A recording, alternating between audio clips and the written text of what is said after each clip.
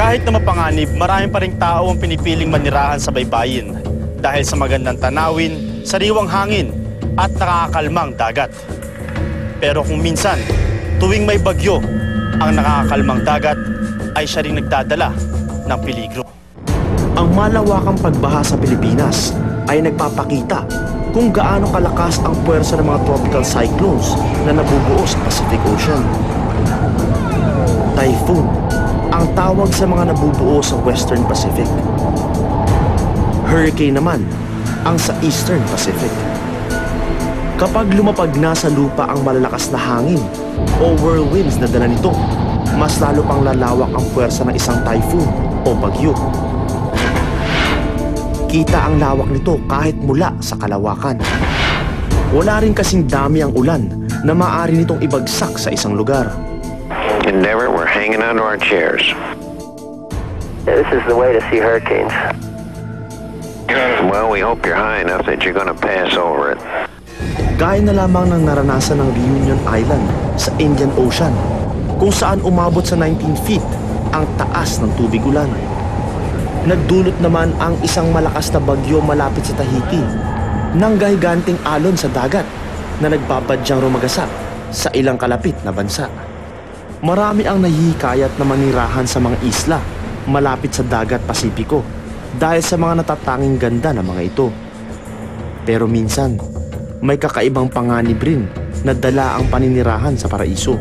Gaya na lamang ng extreme weather conditions sa isla ng Kauai sa Hawaii. Ito ang minsan ang naranasan ni Shannon Kay. The first day of the hurricane, the weather was pretty nice. It was actually very beautiful. And then it started getting pretty cloudy and dark and luminous. 1992, nang magsimulang mamulabog ang Category 4 hurricane na pinangalanan nilang Iniki sa isla. Sa kabilang bahagi ng isla, sinusubukang iligtas ni Tony Wickman ang kanyang buong pamilya sa pananalasa ng hurricane. When we heard the hurricane was a 4, we started panicking and we ran outside, gathered some wood to board up the windows, and that was about all we could do. Bandang tanghali, nang tuluyan ng tumama sa lupa o maglandfall ang Hurricane Iniki. Stranded sa loob ng kanilang tahanan ang buong pamilya ni Tony. Nakakatakot ang nasaksihan nilang tagpo. Wala silang magawa habang unti-unting tinatangay ng malakas na hangin ang kanilang ari-arian. We had feelings of dying, and because we had watched the news the night before of Florida getting hit by Hurricane Andrew and saw the houses that were flattened and leveled. And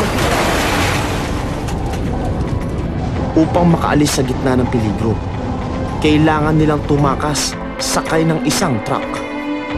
You could not hear anything else.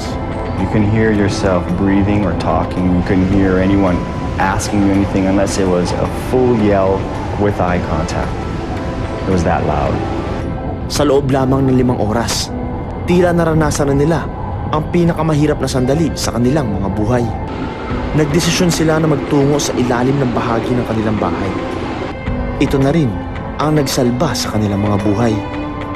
Pero unti-unti na rin winawasak ng malakas na hangin ang kanilang tirahan.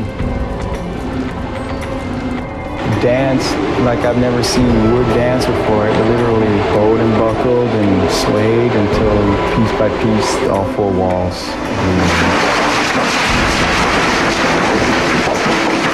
Tanging ang maliit na studio na kinalalagyan nila ang nananatiling ligtas mula sa hurricane. We both stood there and cried because the house meant so much. Ang ilan naman sa mga residente nagtungo sa Sheraton Hotel, ang designated na community shelter. Pero maging dito, naranasan nila ang matinding hagupit ng Hurricane Iniki. Wala itong pinatawad sa lahat ng kanyang madaanan.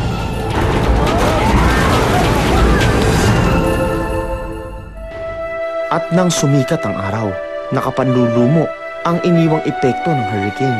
I got up pre-dawn and opened the door. It was a beautiful morning.